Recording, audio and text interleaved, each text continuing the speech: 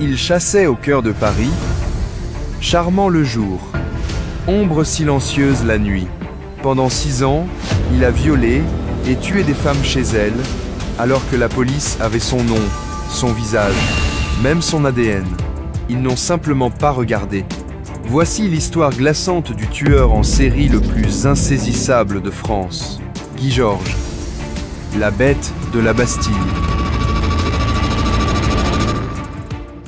Le 10 octobre 1962, un garçon naît à Vitry-le-François, une petite ville grise du nord-est de la France.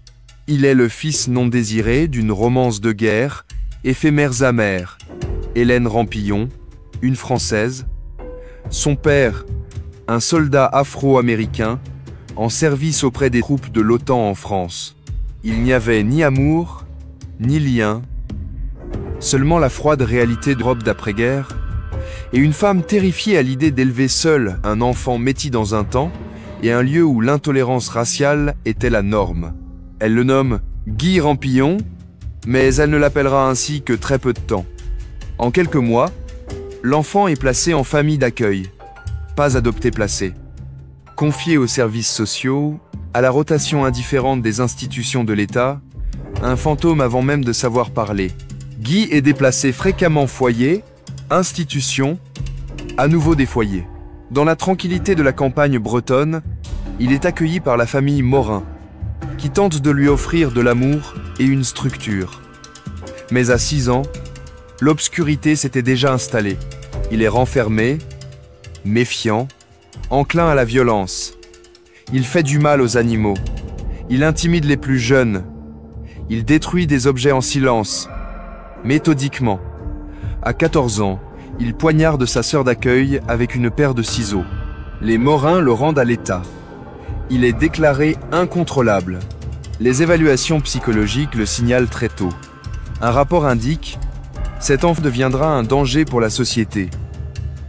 Un autre note son incapacité à établir des liens affectifs, son absence d'empathie et sa fascination pour les couteaux. Les avertissements étaient écrits. Personne n'a écouté. Tout au long de son adolescence et de sa vingtaine, Guy Georges passe d'institutions pour mineurs à des centres de rééducation et des prisons. À 17 ans, il a déjà été condamné pour agression et tentative de viol. Pourtant, malgré ses infractions, le système judiciaire français le traite comme un jeune en difficulté, pas comme un tueur potentiel. À 22 ans, il est libéré. Dès qu'il met le pied à Paris, il se sent invisible. Et il aime cela. Il apprend à se fondre dans la masse, à sourire, juste ce qu'il faut. À paraître inoffensif, à suivre sans être vu. Il passe de squat en abri de fortune, travaille parfois comme barman, vit de petits vols. Il observe les gens, surtout les femmes. Il commence par des agressions. Une en 1981, puis une autre en 1982. À chaque fois, il use un couteau. À chaque fois, il est arrêté. Et pourtant, personne ne pense à le relier au viol non élucidé qui se multiplie dans les arrondissements de l'Est parisien. Son casier judiciaire est épais, mais fragmenté, un délit ici, une charge là, répartie entre différentes juridictions. Il apprend quelque chose de crucial en prison. Le système a des angles morts. Et il va s'y cacher. 24 janvier 1991. Pascal Escarfeil, une étudiante de 19 ans, vit seule dans un appartement du Calmonzé, arrondissement de Paris. Elle est vive, pleine de vie, étudie la médecine. Elle n'a aucune raison d'avoir peur jusqu'à ce soir-là. Guy Georges l'avait choisie plusieurs jours plus tôt. Il l'a vue entrer dans son immeuble 2 fois. Il a mémorisé le digicode. Il l'a suivie. Ce soir-là, il entre derrière elle. Il est poli. Presque désolé, il dit qu'il est perdu, qu'il a besoin d'aide. Lorsqu'elle tourne le dos, il attaque. Elle est violée, étranglée, poignardée 14 fois. Son corps est retrouvé le lendemain. C'est son père qui le découvre. Il ne se le pardonnera jamais. La scène est d'une brutalité extrême. Pourtant, la police, sans indice, sans schéma clair, classe l'affaire comme un drame isolé. Elle ne l'était pas. C'était le début d'un cauchemar de 6 ans. Au cours des 6 années suivantes, 6 autres femmes meurent de ses mains. Chacune vivait seule. Elles avaient entre 19 et 32 ans. La plupart étaient étudiantes ou jeunes professionnelles. Toutes ont été suivies, traquées, violées, tuées, avec une rage maîtrisée. Leur nom, Catherine Rocher, 27 ans. Mars 1991. Elsa Benadi, 22 ans. Novembre 1994. Agnès Niekamp, 32 ans. Décembre 1994. Hélène Frinking, 27 ans. Janvier 1995. Magali Sirotti, 19 ans. Septembre 1995. Estelle Magde, 25 ans. Septembre 1997. Parfois, il les étranglait. Parfois, il les poignardait à plusieurs reprises. Une fois, il a nettoyé la scène et refermé la porte derrière lui. D'autres fois, il les a laissés exposer presque posés. Il n'avait pas de méthode unique, mais toujours la même signature émotionnelle. Contrôle, cruauté, détachement. Il marchait librement dans les rues de Bastille et de l'Est parisien, parfois à quelques mètres des lieux de mémoire de ses victimes. Il aimait cela. La presse commence à l'appeler la bête de la Bastille. Mais la police n'a toujours aucun suspect, aucun profil clair, aucun ADN exploitable. L'opinion publique s'impatiente. Les femmes vivent dans la peur. La police est dépassée. Guy Georges marche parmi eux souriant, invisible, patient. En 1995, la police parisienne avait une pile de cadavres, mais aucun nom. L'enquête était fragmentée entre différentes juridictions homicides, meurtres, crimes sexuels, chacune traitant les affaires comme des événements isolés. Il n'y avait aucune cellule spéciale, aucune coordination ADN centralisée. Au cœur du problème, un entêtement bureaucratique a refusé de croire que la France pouvait héberger un tueur en série méthodique, mobile, silencieux. Les survivantes des premières attaques de Georges avaient fourni des descriptions vagues, mais étrangement similaires. Un homme à la peau foncée, à la voix polie, petit, musclé, parfois armé d'un couteau, parfois non, mais leurs dossiers furent traités sans cohérence. En 1995, les analystes médico-légaux commencèrent à remarquer la présence d'un ADN semblable sur plusieurs scènes de crime, mais aucun ne correspondait à la base de données nationale. Georges, bien qu'il fût un délinquant déjà connu, n'y figurait pas encore. Le système ne l'a pas arrêté, car il ne le cherchait même pas. En réalité, le tueur avait déjà été en garde à vue plusieurs fois. Il avait été arrêté pour des viols antérieurs. Il avait été emprunté, mais son ADN n'avait jamais été enregistré dans le nouveau système fragmenté. Il avait même participé à des veillées en hommage aux victimes, se tenant aux côtés de familles en deuil. C'était sa dernière couche de camouflage. L'empathie comme déguisement. Estelle Magde avait 25 ans, une jeune styliste prometteuse. Le soir du 23 septembre 1997, elle rentra chez elle, dans le 11e arrondissement. Elle ne dépassa jamais le seuil de son appartement. Les voisins n'entendirent rien.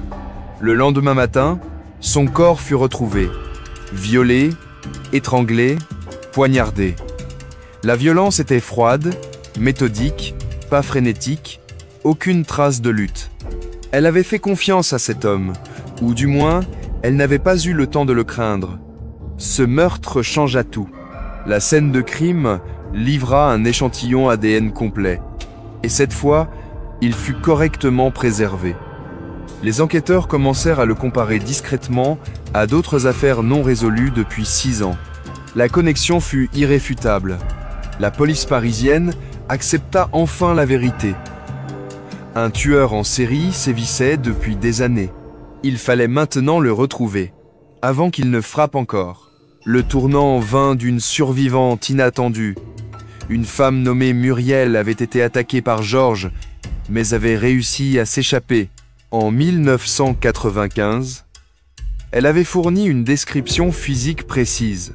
Son dossier avait été oublié, enterré. Début 1998, sous la pression croissante des familles de victimes et de l'attention médiatique, les enquêteurs se mirent à repasser en revue les anciennes plaintes pour agression sexuelle avec une nouvelle urgence. Le dossier de Muriel refit surface. L'agresseur avait laissé un profil ADN partiel.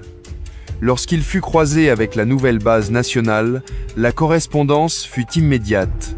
Le nom, Guy Georges. Déjà connu des services de police, déjà fiché, il avait fait de nombreux séjours en prison.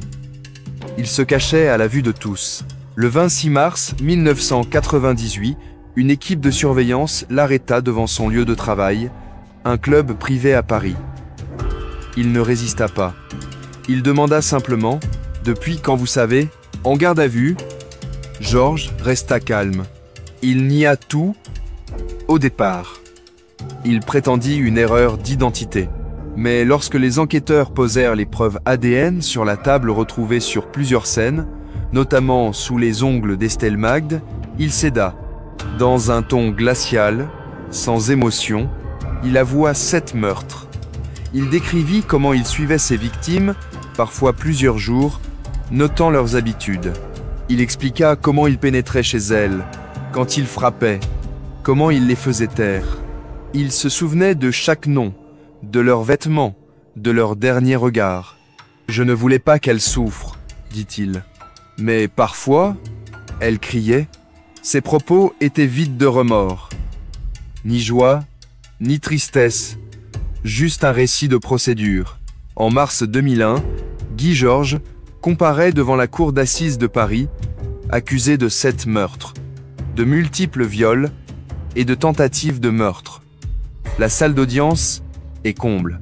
Les familles des victimes sont là, à quelques mètres de l'homme qui a détruit leur vie.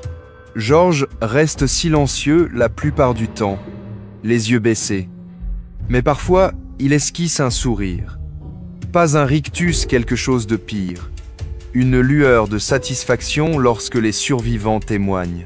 Les familles parlent du traumatisme laissé derrière des mères qui ne dorment plus, des pères qui boivent pour oublier, des frères et sœurs élevés dans la colère au lieu de l'insouciance.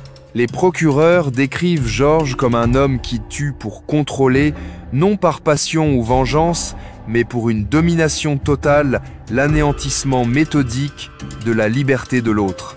Une expertise psychologique, le diagnostic comme psychopathe, sans aucune capacité d'empathie, mais pénalement responsable. L'avocat de Georges tente d'évoquer son abandon, sa marginalisation raciale, sa détresse. Mais rien de cela ne justifie ce qu'il a fait. Après une brève délibération, le verdict tombe, coupable. De tous les chefs d'accusation, il est condamné à la réclusion criminelle à perpétuité, avec une période de sûreté de 22 ans, le maximum prévu par la loi française à l'époque. Cette affaire révèle des défaillances massives du système judiciaire français. Manque de coordination entre les commissariats, échantillons ADN perdus ou ignorés, délinquants sexuels non surveillés, non reliés aux affaires en cours, l'indignation du public est immédiate. De nouvelles lois sont proposées pour unifier les bases de données, surveiller les récidivistes, renforcer la protection des victimes. La France ne pouvait plus prétendre être à l'abri des tueurs en série. Mais ces réformes sont arrivées trop tard pour Pascal, Catherine, Elsa, Agnès, Hélène, Magali et Estelle. Leur histoire était déjà finie quand la justice s'est enfin mise en marche. Après sa condamnation en mars 2001, Guy Georges est envoyé à la maison centrale de Poissy, une prison de haute sécurité à l'ouest de Paris. C'est là que sont détenus les criminels les plus dangereux de France, non pas seulement pour les punir, mais pour les isoler à jamais. Il n'était plus un fantôme dans la nuit parisienne, plus libre de disparaître à sa guise. Il était désormais le détenu N du 87, 1989. En prison, Georges devint ce qu'il avait toujours feint d'être à l'extérieur, silencieux, obéissant, effacé. Il lisait des livres. Il faisait de l'exercice seul. Il ne se liait à personne. Il répondait poliment aux questions. Ses yeux, selon d'autres détenus, étaient plats, comme une porte qui ne s'ouvre jamais. Aucune lettre, aucune visite.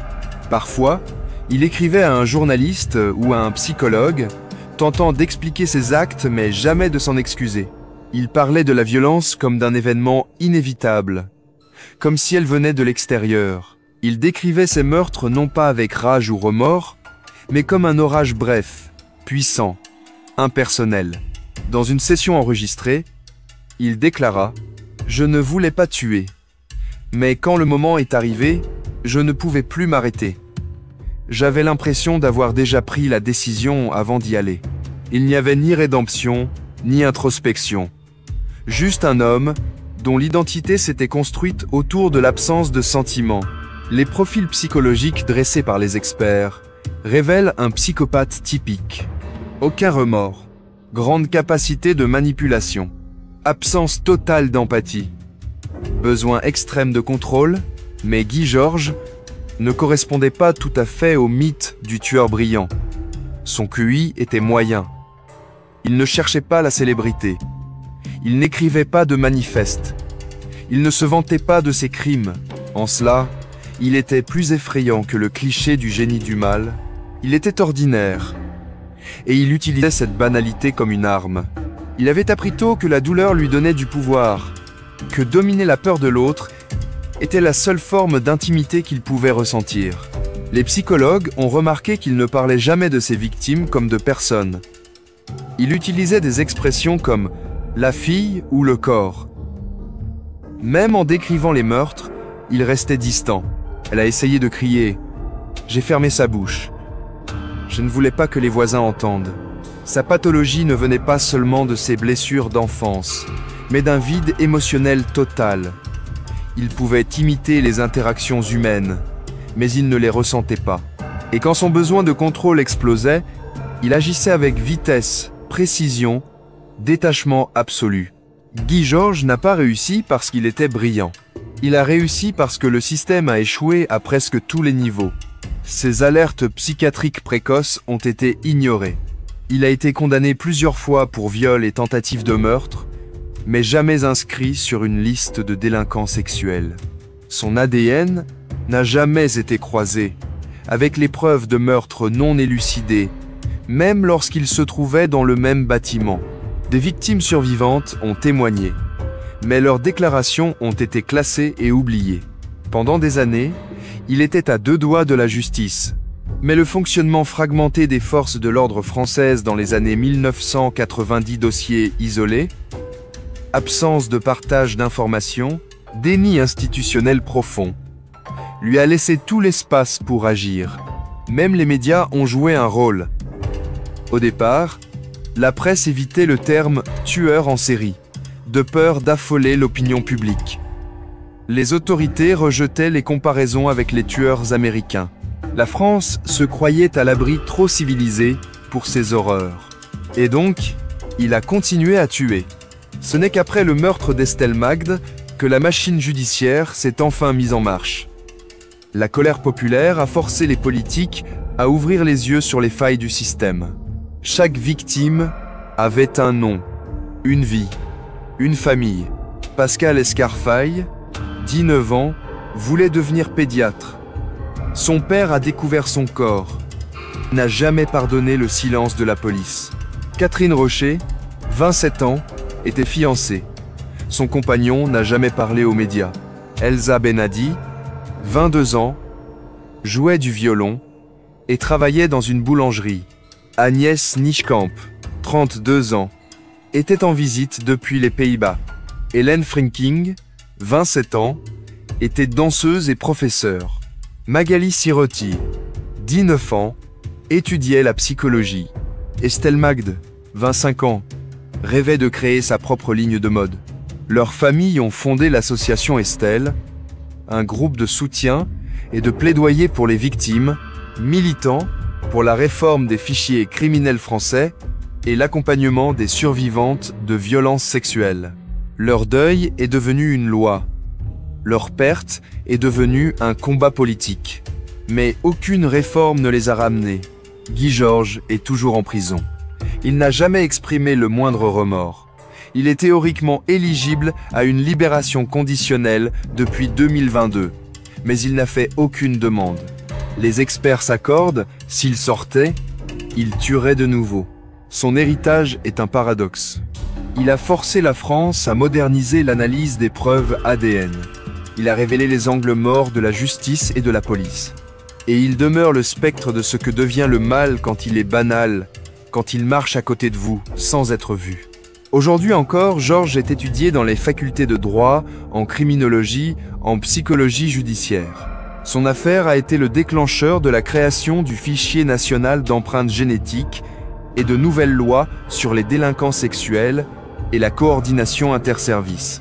Mais au-delà des lois et des analyses, il reste une cicatrice sur l'âme d'une ville qui croyait que les monstres n'existaient que les contes. À Paris, les appartements où ces victimes sont mortes ont été repeints, reloués, remplis à nouveau de rire. Mais les soirs calmes, dans le silence entre deux réverbères, la mémoire de la bête de la Bastille rôde encore.